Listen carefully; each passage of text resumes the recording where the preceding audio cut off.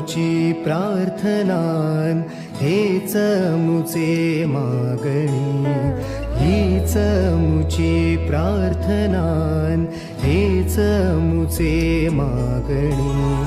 माणसाने माणसाशी माणसा सम वागणे,